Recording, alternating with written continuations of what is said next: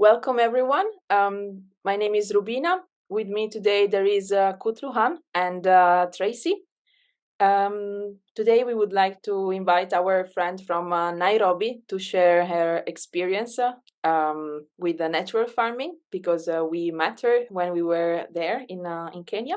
So I will not take much space. I would rather ask Tracey, please introduce yourself if you would like to, and tell just the people who you are, where you live, what do you do, and how you met me and Kutluhan, please. My name is Tracey Kadada. I'm from Nairobi, and I I do a lot of things, but the main things that I like doing is keeping these pets, like you see them, and I sell them because I have adopted 18 kids. So they help me with providing food, our rent, and their school fees. And also, I love farming. So that's where it came. I met Kutluhan and Rubina because of farming. And the person who introduced me to them was called Johannes. And when we met, Johannes had told me that they have this great idea that I needed to come and see. Maybe I can do it later because I love farming, and it's not something very hard compared to what we do here in Kenya when you're farming. So I was eager to see them and I was really waiting for them. So I even told my 18 kids I'm going to learn new techniques on how to farm. And that's how I met Kutluhan and Rubina. Because when they came to Nairobi, we stayed together and we got to know each other. And then we headed to the rural areas where they did their thing, and I saw it. So I was really impressed. What is it that you saw, Tracey? Can Should you I add? can you just tell us more of what happened? And please, Kutluhan as well. Like, ask any questions that you feel like people would be nice for them to know. Because of course, me and you know, but we want to share it with the people. So Okay, so one of the most exciting thing was when we went to the farm, and because I also do translation for most people that who I do translation from English to Swahili because most of the people in the village they don't know English. So I take that part and help them understand what the person is saying. So while I was translating for Kutluhan, one of the major things that he said, he told them not to plow. You know, here in Kenya, the first thing we do, you have to dig very hard to dig the ground. And sometimes the ground, there are stones. Sometimes it's very hard. Sometimes it's very hard. So you need to like do a lot of farming there. And when Kutluhan said that, when Kutluhan said that you don't have to farm, you just have to grow your things. People are like, how can you do that? And there's grass, there's weed, there's things that are growing. People were really confused, and people started asking questions. People were really eager, and they really wanted to know how can you do this. So when we went to the farm in Migori, I remember when we were in Migori, and the pastor was asking me, "Do you think this idea can really work?" And I said, "The best thing is to see, because even me, I'm learning." So we went to the ground and we made the seed balls where the ladies were singing and they were making the mud, and then Kutluhan was throwing the seeds, the maize seeds, and we were making the seed balls. So and then they asked Kutluhan, "Now after we've made this, so what are we going to do with these seed balls?" And then Kutluhan told them, throw them, throw them anywhere in the garden. So they were really surprised. So they started throwing the seed balls. But there is another lady who called me and told me, "You can't believe it. The seed balls are growing." Like the the maize have started growing. So you see, to me, that is not something really, really hard to do. Even somebody that is really disabled can do that. So, like, we have a disabled guy that who has a farm and he can't do it for himself because he has no legs. So he uses the wheelchair. So you see, this system of the seed balls helps people like him who have the farm and they have to like look for people or to pay for people to come and work for them. For him, what he has to do, he'll just have to take a stool, put the sand there, put his vegetable seeds in it, and throw, and then wait for it to grow. You see, so that is one of the things that really, really, really amazed me and also really, really encouraged me. So nobody can say that they cannot have food. That is a really, really, really easy method. And then, like, you see, when Kutlan was telling people that they should not just grow one type of crop, here in Kenya, we just grow one type of crop. You find like if it's maize, the whole village is growing maize. So when the maize is ready, when they harvest, they don't have anything else to eat. So when all the villagers are growing maize, you find that everybody has maize. You cannot sell it to anybody. So you have to look for Course. market maybe in Nairobi or somewhere else. Of course, but apart from this, Tracy, why is it also important that that it is so easy for people to grow their own food? Because, like, what we saw as well is that some families eat according to how much money they have, right?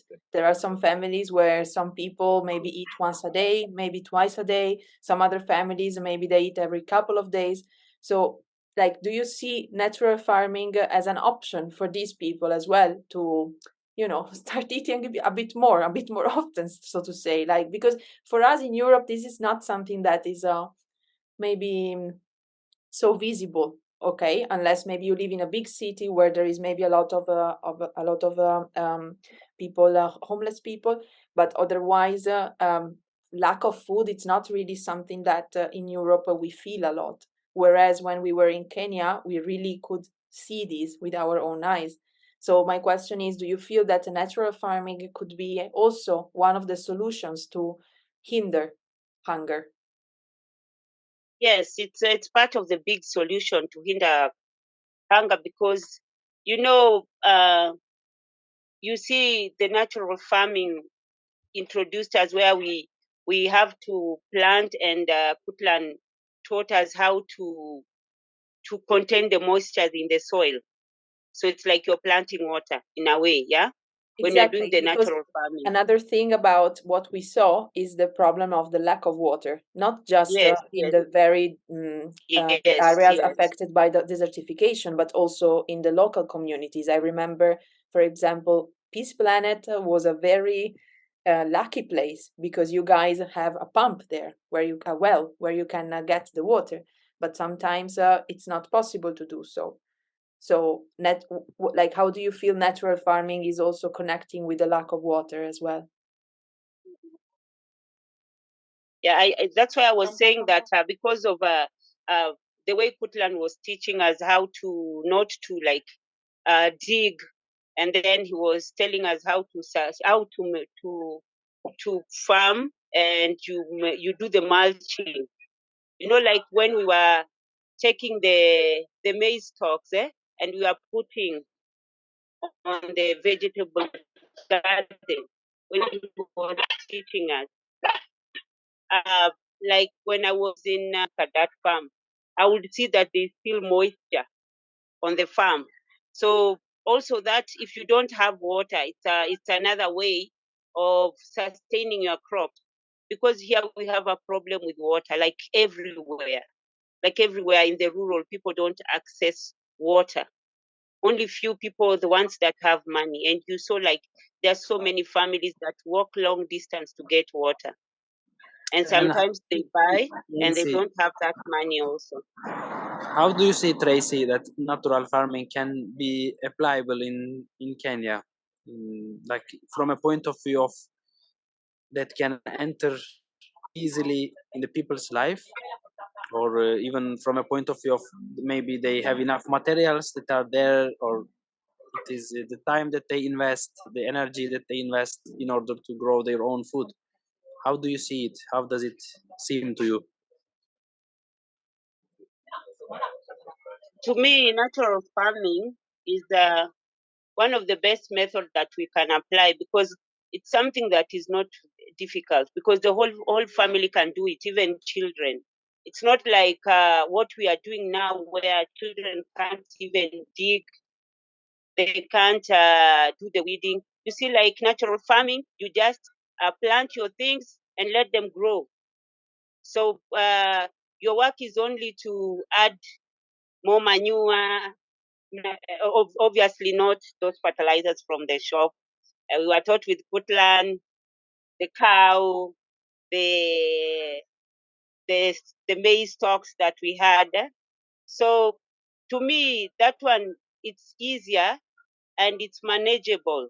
So if it's being introduced in Kenya, most family will embrace it than the one that we know, because like let's say a family that has no water and has like 6 children, and then we got the mother and the parent, those are 8 people, and maybe they have a very small garden.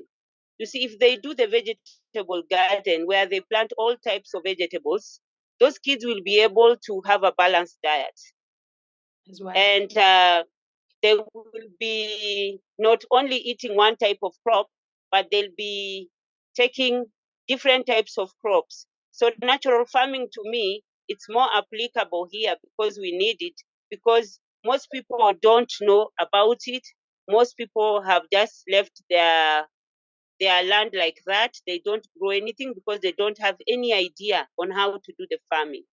Okay, But so if Tracy, the next Kutluhan question, and the next question that I have, and then I feel that we can slowly sum up and close our video.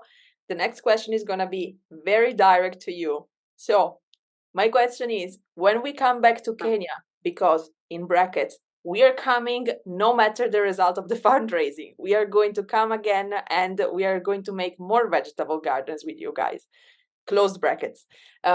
So when we come back to Kenya, will you join us on a tour from farm to farm to help us with the translation as well? Please, can you accompany us in this route, in this path? I'll do anything for you. As long as you're helping my fellow Kenyans, I'm there for you. Because you see, this thing is not only for me, it's for everyone. Because if you teach one family, you fed like 100 families.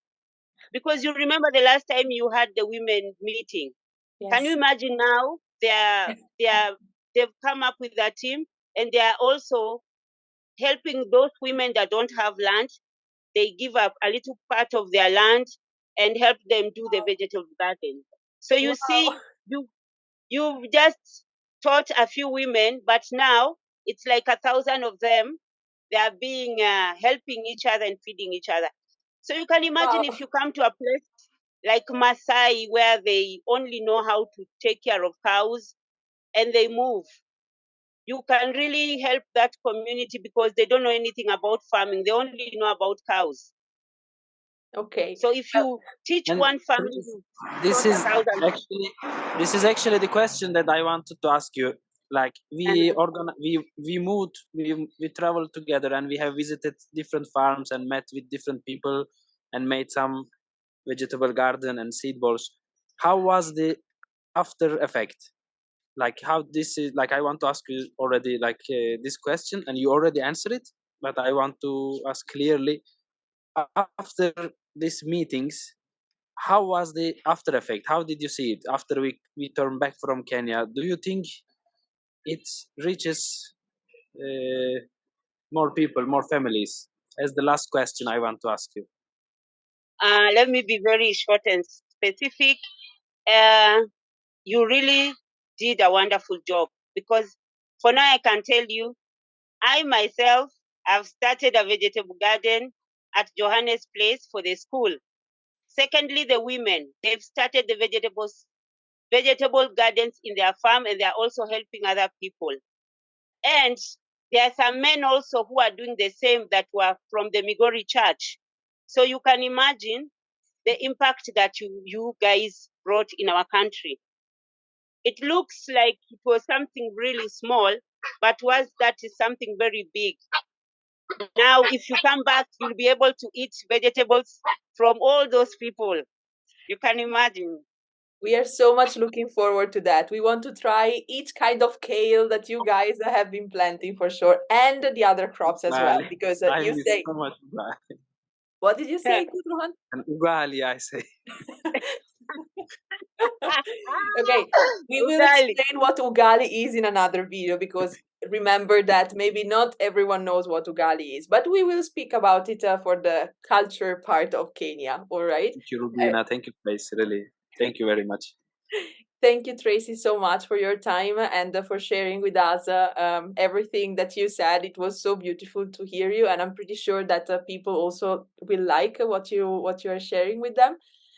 In case there is any questions about what Tracey said, you guys can just let us know, and we will make sure that Tracey gets the questions so that you can get an answer directly from her. Okay, so thank you very much, everyone, for being with us today, and let's keep on sowing seeds. Thank you. Thank you, everyone. Ciao.